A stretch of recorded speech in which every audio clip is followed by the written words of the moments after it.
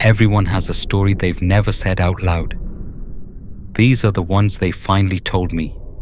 The woman who sent me this one. She's in her 50s now. She has a son of her own, a husband, a quiet life. She told me she's never written this down, never typed it into a phone, never even said the whole thing, start to finish, to anyone. Not her husband, not her son, not her closest friend. She said she was afraid that if she put it into words, it would come looking for her again. But she wanted somebody to know, before she forgets the details, before the people who were in the car with her are all gone. So tonight, you're going to hear it the way she remembers it, in her own voice, from when she was 13 years old, on a road in Ecuador, in the middle of the night, in 1988. She asked me to call her Anna.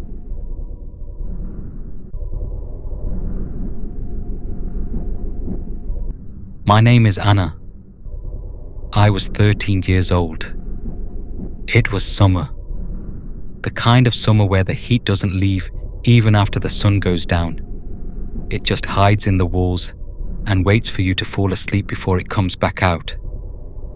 We were on holiday. My uncle had a hotel by the ocean, up on the coast, close to the Colombian border, and every year my family would pile into his old station wagon and drive up from the city to spend a few weeks with him. There were 7 of us in the car that night. My uncle was driving.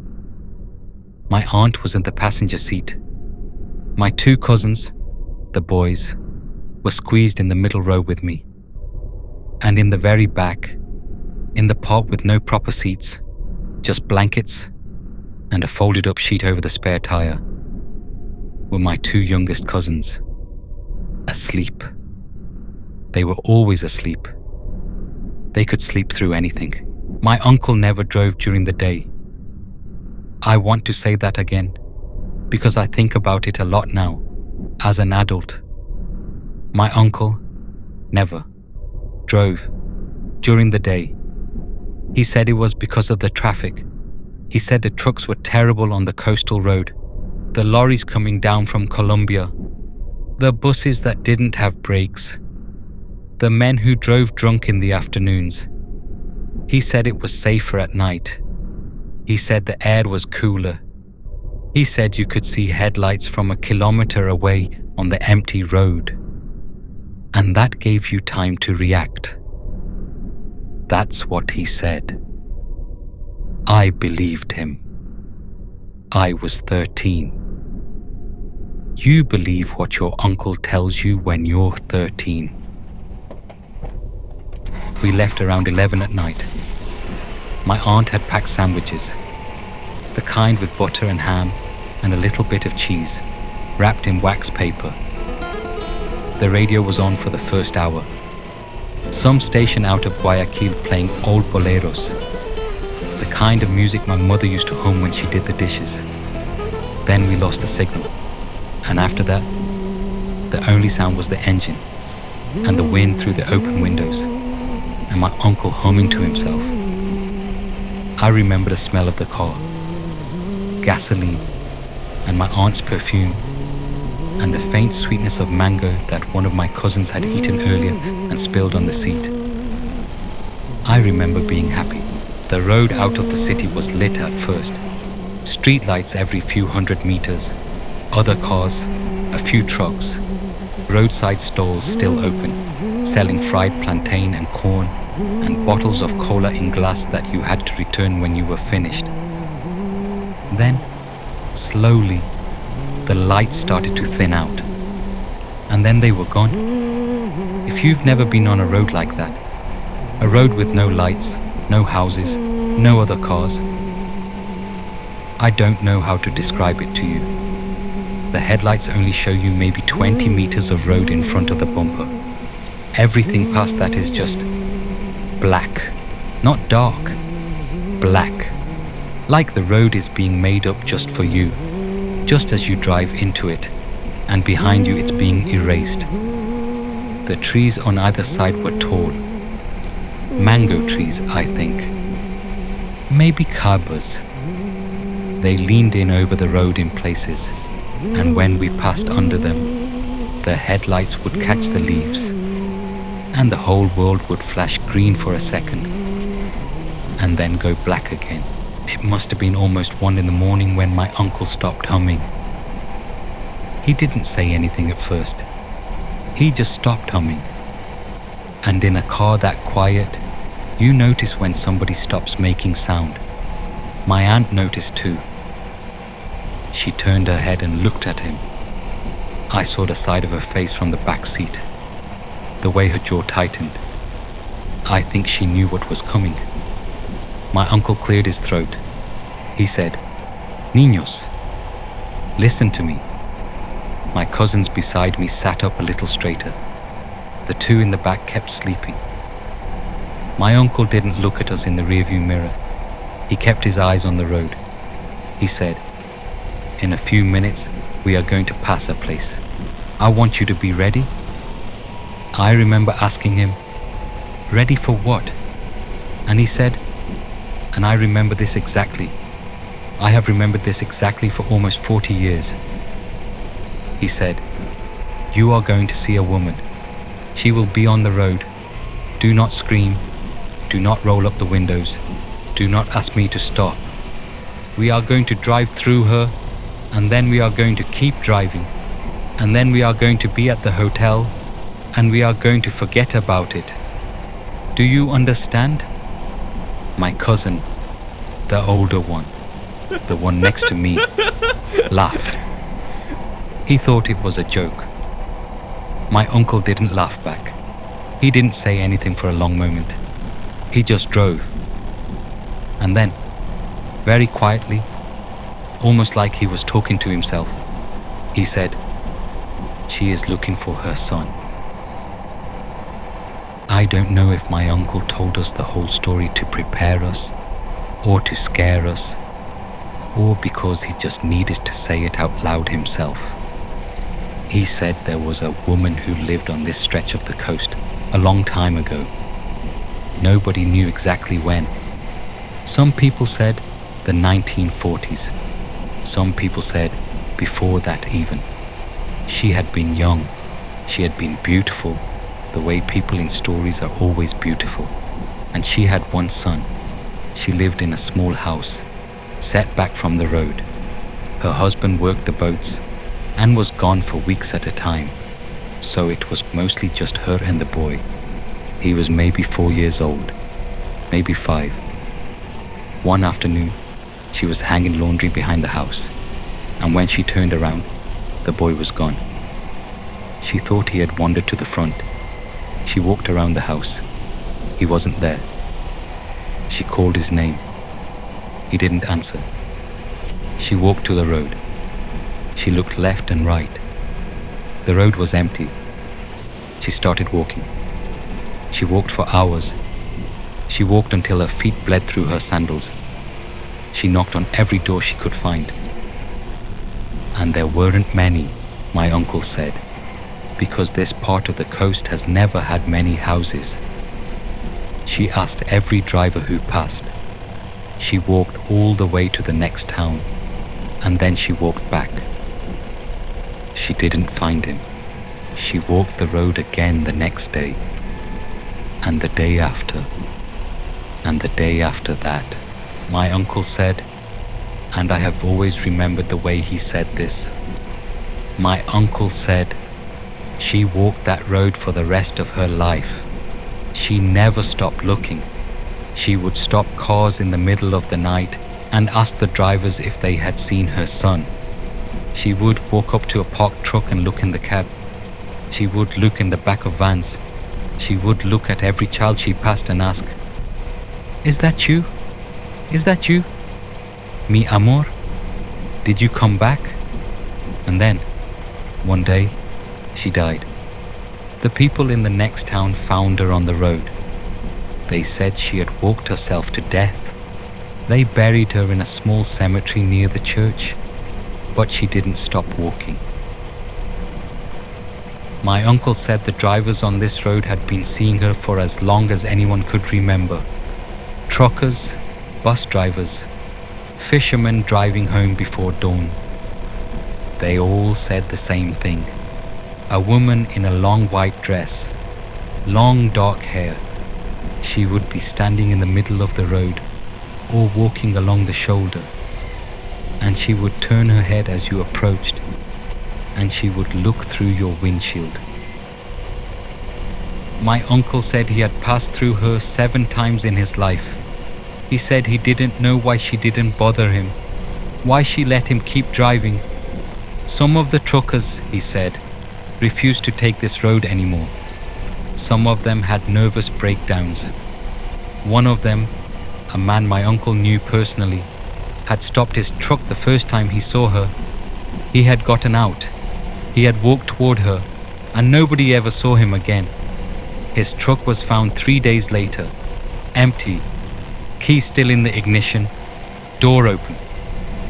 My uncle said the only rule was, don't stop, don't get out, don't roll up the windows, because if you roll up the windows, she knows you're afraid, and if she knows you're afraid, she comes closer. He said, keep your eyes forward, drive through her, feel the cold, don't look back. In the back seat, none of us were laughing anymore. I don't know how long we drove after he finished telling us. It felt like a long time. It might have been 5 minutes. It might have been 20. The road was getting narrower. The trees were closer. The asphalt was older here, patched, cracked, with grass coming up through some of the cracks. There were no signs, no mile markers, no reflectors on the side of the road. I remember the air changed. It got heavier. It got still. Even with the windows down, even with the car moving, the air around us stopped moving, like we had driven into a room. My aunt was praying, very quietly. I could hear her, Ave Maria, llena eres de gracia, under her breath. My uncle had both hands on the wheel. His knuckles were white. I could see them in the green light from the dashboard. My cousin next to me grabbed my hand. He was 11. He had teased me my whole life. But in that car, in that minute, he grabbed my hand and he didn't let go. I want to tell you that I was brave. I wasn't brave. I was 13 years old and I was in a car in the middle of the night on a road with no lights, and I was waiting to see a ghost, my uncle said, very quietly. Ahí está. There she is. The headlights caught her, maybe 50 meters ahead. She was standing in the middle of the road, in the middle of our lane. She was wearing a long white dress. It went all the way down to where her feet should have been. But I couldn't see her feet. I could see the bottom of the dress, and it was moving slightly. Not like fabric in the wind, but like fabric in water, slow and heavy. She wasn't standing on the road. She was floating, maybe 20 centimeters above it, maybe 30. Just enough that you could tell, just enough that your eyes refused to accept it. Her hair was long. It was black, or maybe just very dark. It's hard to tell in headlights. And it came down past her shoulders, past her chest, almost to her waist. It was hanging the way wet hair hangs, heavy, still. I want to tell you what her face looked like. I can't. I have tried to remember it for 38 years. I have closed my eyes at night and tried to picture it. I cannot. I see the dress. I see the hair. I see the shape of her head and the angle of her shoulders. But where the face should be, there is just a smudge, a blur, like a photograph that didn't develop right, like someone wiped the part of my memory where her face used to be. My uncle did not slow down. He did not speed up either. He drove exactly the speed he had been driving, 40 kilometers an hour, maybe 45. The trees flashed by on either side. The engine kept its low, steady sound. We were going to drive through her. She turned her head as we approached, and I saw, even though I couldn't see her face, I saw the angle of her chin change. She was looking at us. She was looking into us. Her head turned slowly, tracking the car, and even though we were going 45 kilometers an hour and she was standing perfectly still, her head kept up with us, smoothly, without effort. The way a security camera turns, she was looking through the windshield.